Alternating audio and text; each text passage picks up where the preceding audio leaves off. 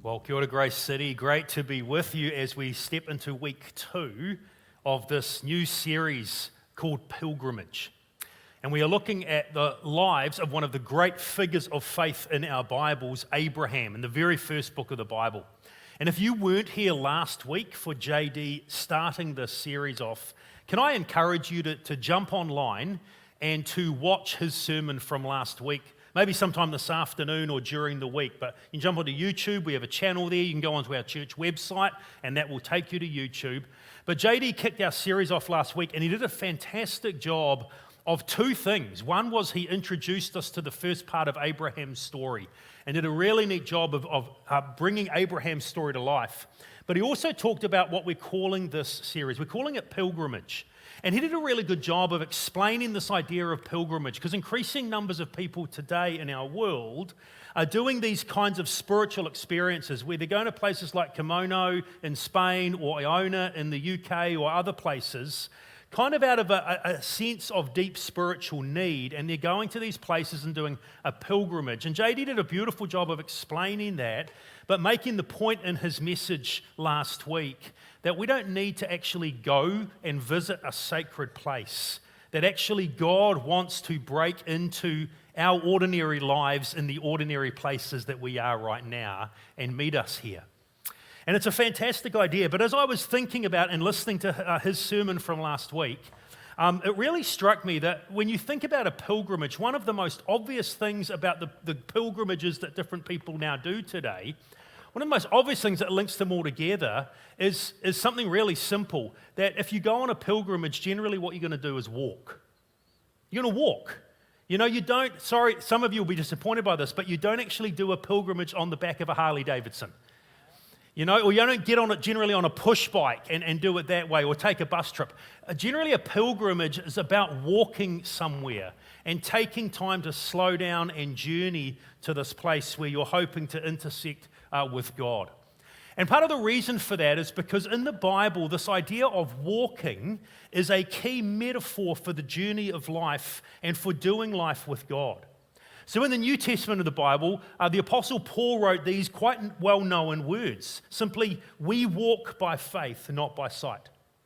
We walk by faith, not by sight. And what he's talking about there is a lifestyle, that when we have put our faith in Jesus, we begin this journey with Jesus that goes all the way through life. And it's the way that we choose to live, and we choose to relate to Jesus, and we choose this lifestyle of following him and walking in his footsteps. And it becomes this idea of this journey that we are walking with him by faith, rather than just relying on what we see around us in the natural world. And so today we're going to pick up that idea a little bit more of walking by faith as we come to the next part of Abraham's story. So we're in the book of Genesis, the first book of the Bible, and today we're in Genesis chapter 13. So we were in chapter 12 last week with Jonathan. Today we're in chapter 13, and I want to explore together, what does it mean to walk by faith and not by sight? What does that really look like? And what we're going to do is we're going to see in Genesis chapter 13 two key characters that are going to help us see this contrast, walking by faith versus walking by sight. So one of the characters is Abraham, who in this chapter of his story is going to do a beautiful job of walking by faith, versus the other key character in this story, which is his nephew, a man named Lot.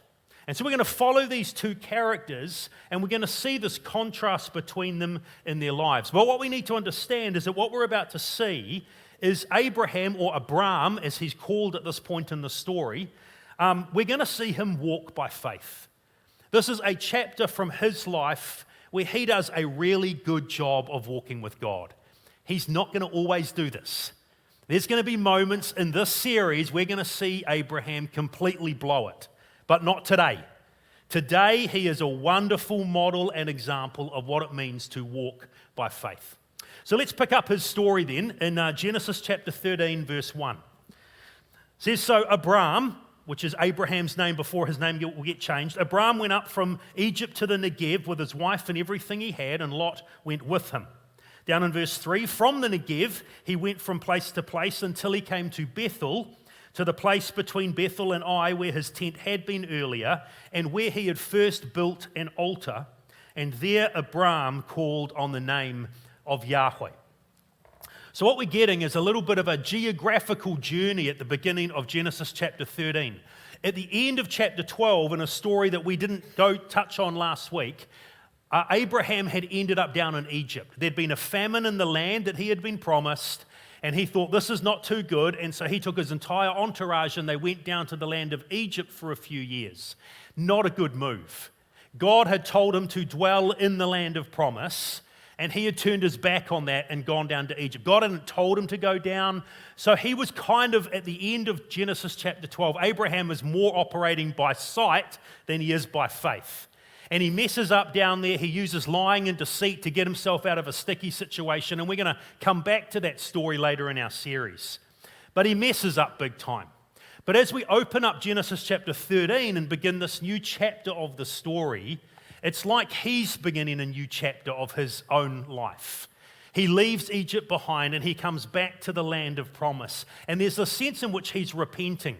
And he's journeying from Egypt to the Negev, which is the desert to the south of Israel, and then up into the land of Israel that had been promised by God. And he journeys around until he comes back to the place where he had been at the end of JD's story last week, camping between the cities of Bethel and Ai.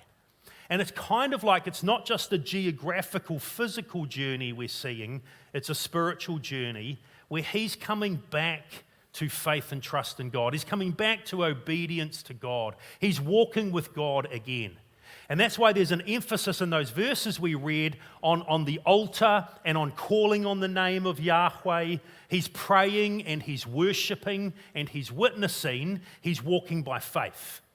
If we jump to the very end of the story, here's what we read in verse 18 of Genesis 13.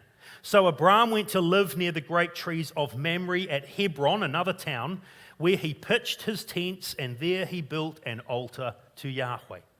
So both beginning and end of Genesis 13, Abraham or Abram is walking by faith. He's walking with God, he's building altars, he's worshiping, he's praying, he's doing life with God. And so we're meant to read the events of Genesis 13 with these bookends in mind. This is a good chapter for Abraham's life. He is walking by faith. But a problem arises. There's a significant issue that for many people would think was a good problem, but it's actually quite a tough problem. If we go back up to verse 2, which I jumped, we read these words. Abram had become very wealthy in livestock and in silver and gold. Now come down to verse 5, and Lot, who was moving around with Abram, also had flocks and herds and tents. So both Abraham, and Lot, his nephew, have become uber wealthy, like wealthy as. They don't have land holdings, they haven't purchased land in this land of promise at this point, and there's no bank accounts, KiwiSaver hasn't been invented yet, but what they are wealthy in is what the ancient world really prized. Herds and flocks and tents and servants and gold and silver. And both Abram and Lot have got those things in abundance. They have become super wealthy. But that creates a significant problem for them because the story continues in verse 6. But the land could not support them while they stayed together, for their possessions were so great they were not able to stay together. So the problem is, because they've both got huge flocks of sheep and goats and herds of cows and masses of camels and whatever else they had, there's simply not enough grass. There's not enough feed to feed all of these animals. And so they come to the realization they aren't able to stick together anymore. This is too hard. And so they end up deciding that they're going to have to separate. Because quarreling rose between Abram's herders and Lot's, and the Canaanites and the Perizzites were also living in the land. So it's busy, and because they've both become incredibly wealthy, they've got an abundance of stuff, they have this conflict, there's this problem now that they're going to have to separate. And this is a helpful reminder to us. Often, we think in our lives the most challenging seasons of life for us, if we want to walk by faith, if we want to go through life really trusting God, we often think that the most significant challenge to that are going to be the times of hardship and trial and difficulty. when we walk through those really tough valleys that sometimes we go through, that's what challenges our faith. And that's certainly true. You know, we get a diagnosis of a health issue that we didn't even realize we had, or we suffer a miscarriage, or a friendship completely disintegrates. We have a child that rebels. We have a loved one who suddenly passes away without warning. We're given a redundancy slip. I mean, the list goes on, doesn't it? And in those times when we face real difficulty and trial, and we walk through these valleys of life, that's often when our faith and our trust in God can be really tested. But I want to suggest equally, it's also the mountain peaks of life that our faith can be tested in a completely different way. When we're doing really well, when we have an abundance of things, when our job is going awesome, when our family life is wonderful, our kids are actually being obedient, you know, when everything's going great, those are often the times where our faith can be in real trouble, because we can be tempted to forget about God and not lean on God and not walk with God as much as we should. And it's one of these seasons that Abraham is in this story, where he's got an abundance. He's been incredibly blessed with material wealth, but there's this significant challenge. And how is he going to walk by faith through this challenge? And so what Abraham does, he takes the initiative and he says to his nephew, we're going to have to separate here because the land simply can't sustain us. And he does something incredible in verses 8 and 9. Abraham steps aside and says, Lot, you pick. Which part of the land would you like? And we're going to come back to that in a minute, because that's an incredible move that Abraham makes. But before we do that, I want to follow Lot, because we're seeing this contrast. Abraham is walking by faith. But what we're going to see is that Lot is walking by sight. We go back to that verse from Paul in 2 Corinthians 5. Walk by faith and not by sight. Abraham's walking by faith. Now we're going to watch Lot walk by sight.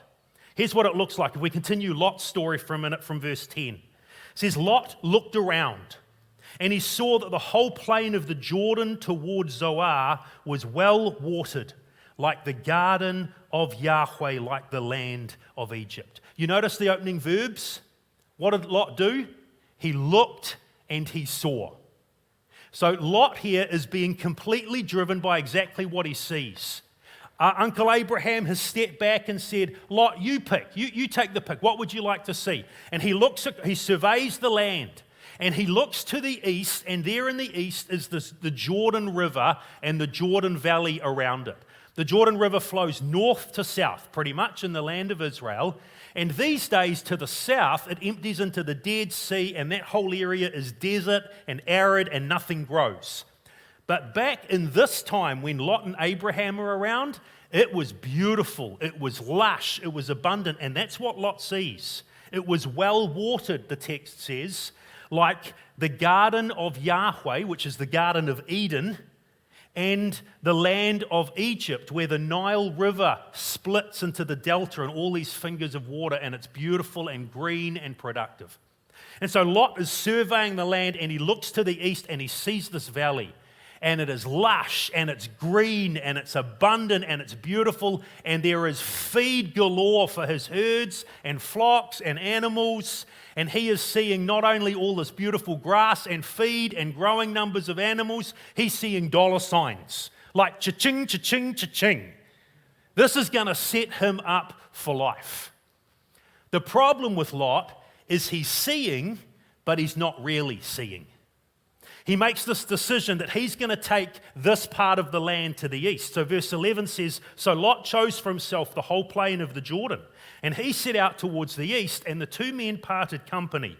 Abram lived in the land of Canaan to the west, and Lot lived among the cities of the plain and pitched his tents near Sodom. Now, if you know the biblical story at all, that name should put a shudder down your spine. Sodom and its twin sister city Gomorrah are despicably wicked cities, and in about 6 chapters on in the book of Genesis, God is going to utterly destroy them because of their wickedness. And Lot here, as he is looking out across the land, he is seeing this fertile land where he is going to make a stinking load of money because his animals are going to just multiply because of the beautiful land and the feed and everything else. And Lot's problem is he is seeing and he's not really seeing. He's seeing the opportunities and he's blind to the risk.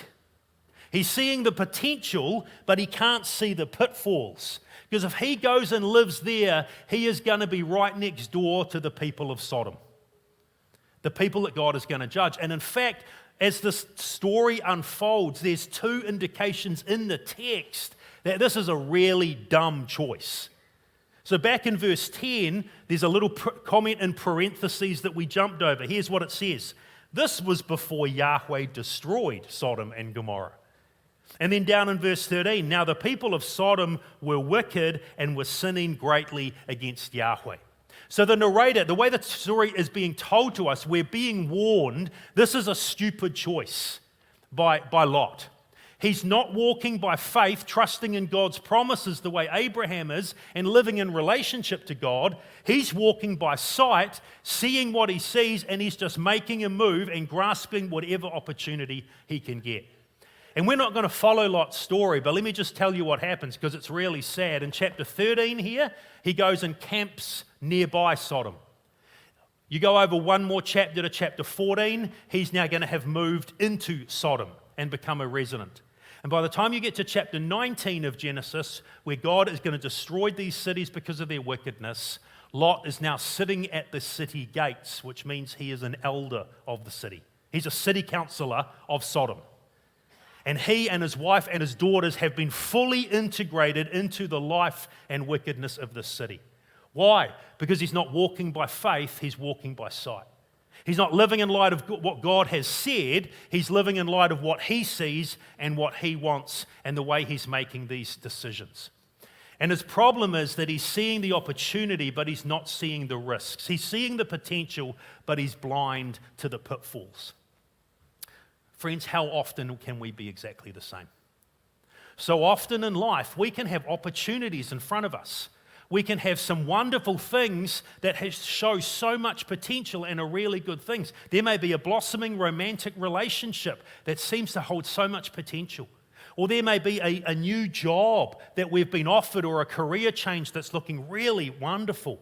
There may be an opportunity to get out of the little cramped house that we're in with the family where we're all squashed in and be able to purchase a much bigger house. We're going to have space, bigger mortgage, but hey, we'll handle that. What a great opportunity. And so often we can have opportunities and decisions that we're making in life about some really good things, but if we're not careful, we can approach that by walking in sight rather than walking by faith. What wisdom of God do we need as we evaluate these opportunities? What does it mean to walk with God, to seek His wisdom and His counsel as we go through life and face these key decisions? As I was putting this message together, I came across one of my favorite scholars actually on the Old Testament, some of the Old Testament stories, a guy called Dale Ralph Davis, and he just crafted some brilliant questions. They're going to come up on the screen. Here's what he asks. Will this opportunity calcify my marriage? What a great question. Will saying yes to this opportunity, could this end up doing some damage to our marriage relationship? Will this estrange me or distance me from my family? Could making this move, could this actually damage the time with the kids or relationships with the children at whatever age they are at? Will this disrupt my worship, personally or publicly? In other words, will making this decision, is this going to end up having an impact on my time with God and intimacy with God? What would this decision do to my public testimony for those who know I'm a follower of Jesus? Or what about this fourth question? Will it desensitize me to sin and evil? Could this decision actually, and this is what happens with Lot, could this decision actually end up damaging my soul and my understanding of right and wrong and what it means to walk with God? And then I love the prayer that Davis prays at the end. Oh Lord, when I lift up my eyes, make me able truly to see. That's powerful, isn't it? And there's this stunning contrast in this story, friends, between Abraham, who is walking by faith, and Lot, who's walking by sight. But there's another contrast I want us to see in this story as well. It's not only about walking by faith versus walking by sight, but what we also see in the story is that Abraham lived out of grace, whereas Lot lived out of selfishness. Abraham operates by grace in this story, and Lot operates by selfishness. Because let's come back to this decision in the middle of the story. All right, they're facing this challenge, there's conflict, there's difficulty, their employees are at each other's throats, and Abraham realizes the land isn't big enough, it isn't fertile enough, there's not enough feed for all of our combined flocks and herds. We're going to have to separate. And so Abraham comes and he has a chat to Lot about that, and then he does something remarkable. He says, Lot, we're going to have to separate. That's what we're coming back to verses 8 and 9. So Abram said to Lot, let's not have any quarreling between you and me, or between your herders and mine, for we're whānau, we're close relatives. And then he proposes the solution in verse 9. Is not the whole land before you? Let's part company. If you go left, I'll go right. If you go right, I'll go left. What Abraham does here, friends, is radical. Do you know what he does? He says, we're going to have to separate. And then he does this. He steps aside. He gets out of the way and he says, Lot, you pick, you choose. Now, if Lot was thinking this through well, he would have gone, no, uncle. No, this is not my choice. See, because Abraham had the right to make this decision for two reasons. One, culturally, he's the older statesman here. This is a patriarchal world and he's the patriarch. So everyone in their culture would have expected that Abraham would step forward, we're going to have to separate Lot, let me choose which part of the land I want, and you can have the fragments. That's what culturally should have happened. But not only culturally, spiritually, Abraham is the one that God is talking to. Abraham is the one who has this covenant with God and these brilliant promises that JD unpacked for us last week. God hasn't made an agreement with Lot. He didn't say to Lot, I'm going to bless the world through you. No, he said that to Abraham. So culturally, it's Abraham's choice, and spiritually, God's promised him the whole land. This is his land. And Abraham, in spite of that, steps aside. Lot, you take first pick. And Lot, as I said, what Lot should have done is said, no, uncle, you're the patriarch, you're the senior, it's your choice, and you know what? God's blessing you. I'm getting blessed because I'm hanging with you. No, uncle, you choose. And he doesn't. It's almost like Abraham's hardly stepped aside and Lot's right in there. Thanks, uncle. Sweet. Now, where do I want to go? What's going to make my life better? And where Abraham here is the model of graciousness, of humility, and just stepping aside to let his younger nephew step forward, Lot here is the model of selfishness.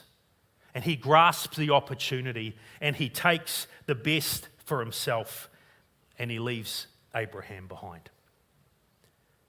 Abraham is this brilliant model of walking by faith and not by sight, and of living by grace and not by selfishness. And here's what we need to understand, friends. This was costly to Abraham. For Abraham to be gracious cost him something.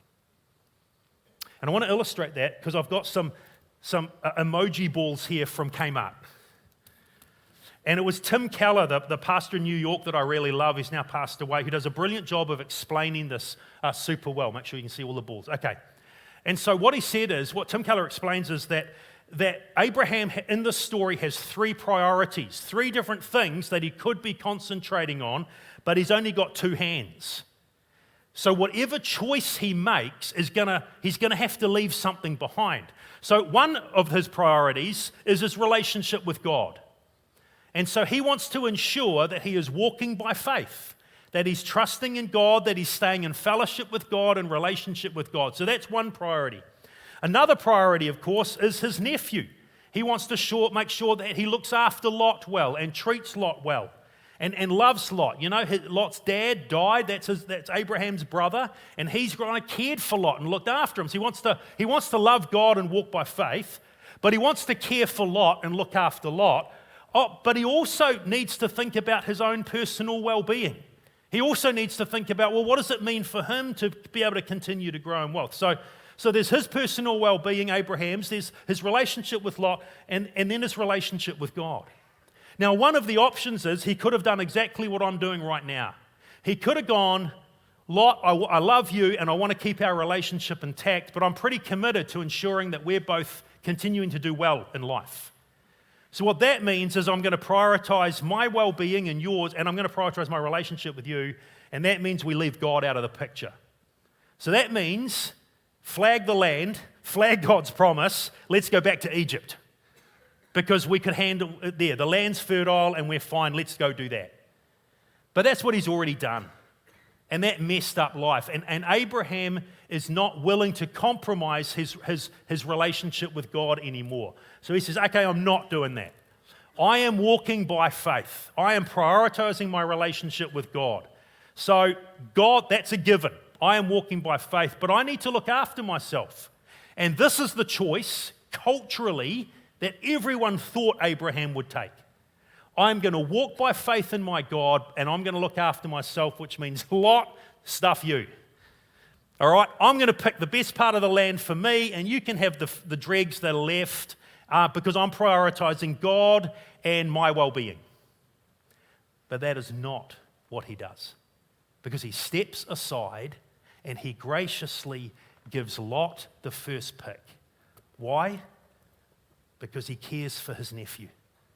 And what Abraham chooses is, I am going to prioritize walking by faith. I'm going to stay in the land and keep walking with God. And I'm going to prioritize my nephew and his well-being, and I'm going to love him. And friends, what that costs Abraham is his personal well-being. There is significant potential wealth and economic growth that Abraham leaves in the basket when he makes the choice to love God and love people. It's what Jesus said is the greatest commandments when he's asked 2,000 years later. Boil the whole Old Testament, the whole Bible down, what it's all about. Love God with everything you've got and love your neighbor as yourself. That's what Abraham chooses. But friends, what we cannot fail to see is that choice was a costly choice to Abraham. When you and I choose the pathway of grace, when we choose to be gracious with others, sensitive to others, kind to others, when we choose to forgive people who have deeply hurt us, when we choose to love our enemies and do good to those who hurt us, when we choose to act like Jesus with compassion and kindness and patience and grace, friends, that costs. That costs. But that's what Abraham does in this story. He is walking by faith, not by sight. And he is living by grace and not out of selfishness. And as we let Lot fade into the background and we just think about Abraham for a minute, I want us to see that these two actions we see in Abraham's life as we finish, they go together. Abraham is walking by faith, not by sight. He is living out of grace, not out of selfishness. But friends, one of those flows out of the other. Here's the key idea I want you to remember today from this beautiful story in Genesis chapter 13. Walking by faith enables living by grace. Walking by faith enables living by grace. In other words, it is only when we are walking by faith with God, it's only when we are deeply trusting God in our lives, it's only then that we are able to be gracious to others. It's only then that we're able to step aside, because stepping aside and being gracious to people can sometimes cost us enormously. And the only times that we can really do that and really step back at great personal cost to us and be gracious is when we're really trusting that God's got our back. when we're really choosing to believe that God is a good God and a faithful God, and everything that we sacrifice for Him in this journey of life, it actually will come back to us because that's the kind of God we serve.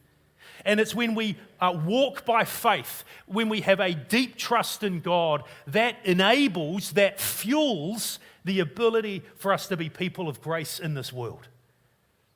And to step aside and to treat people with incredible kindness and love and patience the way Jesus did. See, walking by faith fuels, enables, makes happen a life of grace.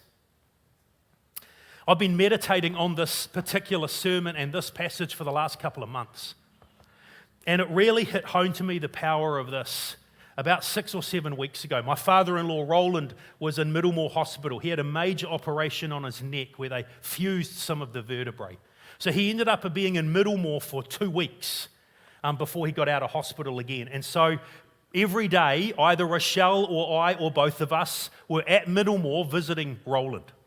And we came to absolutely hate the car park at Middlemore. And when I say hate, I really mean that. We hate the car park at Middlemore. I hate it for 2 reasons. I hate the fact that we charge family members to park when they're visiting sick loved ones. I think that's just wrong. Sorry if you're in management at Middlemore and I've just offended you. I'm online with that now as well. But anyway, I hate the fact we charge people to go visit friends in whānau who are sick. I think that's appalling. But beside that, the other reason I hate the car park at Middlemore is there's not enough car parks. And if you've ever been there, you end up, if you come at the wrong time of day, you end up cruising around and around the car park for 10 or 15 minutes until you work out how the game is played. Here's how the game is played. You pull over and you double check, no one's behind you, you're not holding, and you sit and you wait.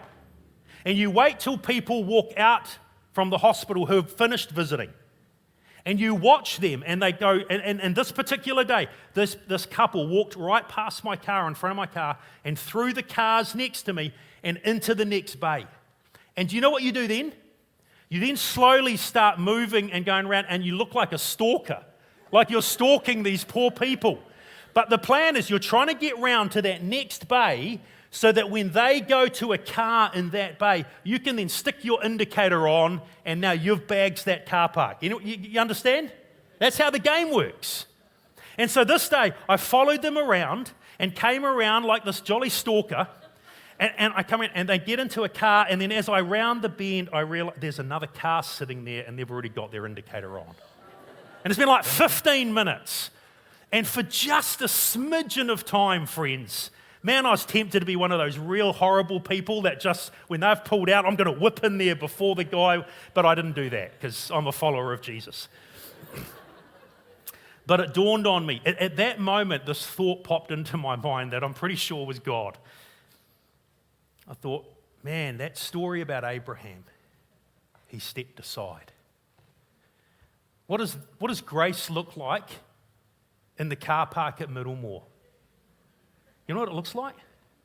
It looks like you not putting the indicator on and you stepping aside and letting someone else have that car park.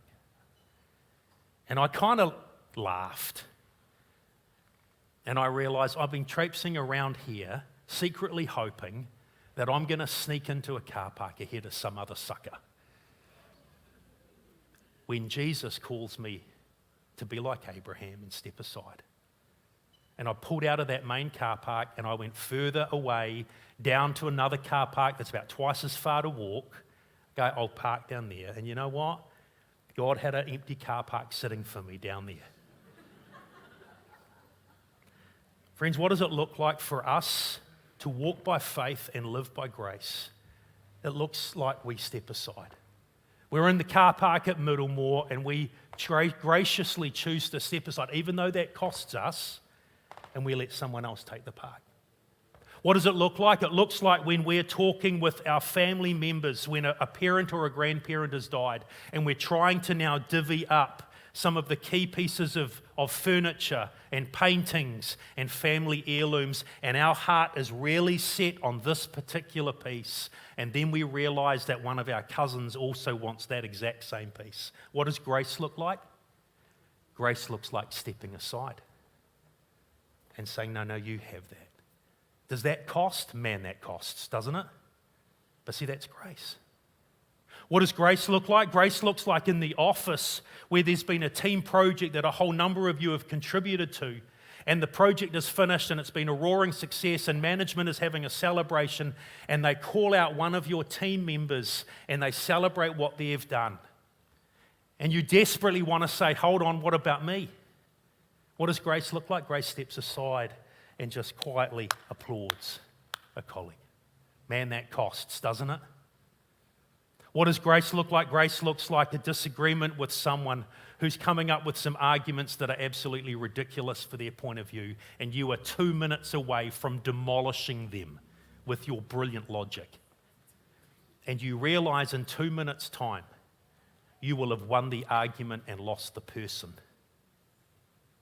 And so you step aside and you say, you have made some great points. I'm going to think on that. And that costs. Friends, whenever we choose to act like Jesus with grace, whenever we choose to live out of selflessness and kindness and patience and forgiveness, that can cost us. And the only way we can live with grace is if we are walking by faith. The only way we can walk in the footsteps of Jesus is if we truly, honestly believe in the promises of God that have been given in Jesus. But when we are walking by faith, when we are trusting that God is a good and faithful God, that is what enables, that is what fuels our ability to walk by grace and to treat people with incredible kindness. It's when we really believe our God, when we really trust in His character, walking by faith in Him, that's what enables a life of grace. So Lord, we want to say thank you for this stunning story from Abraham's life. Thank you that we're going to see him mess it up along the way as well, and that's also encouraging for us. But thank you for this story where he is the epitome of faith and a model of graciousness. And Lord, we sometimes need these stories in your word. Thank you for Abraham. Thank you for the way that he so closely walks with you in this chapter. And thank you for the way he steps aside for Lot. What a model and example for us. Lord, as we head into this week ahead of us, may we be people of faith and people of grace. Help us see the opportunities, see the moments where we can step aside and graciously make room for others, despite what it may cost us. And help us, Lord, to be trusting that you are a good and faithful God, that we can be gracious to others because we trust in you. We ask this in your name and for your glory. Amen.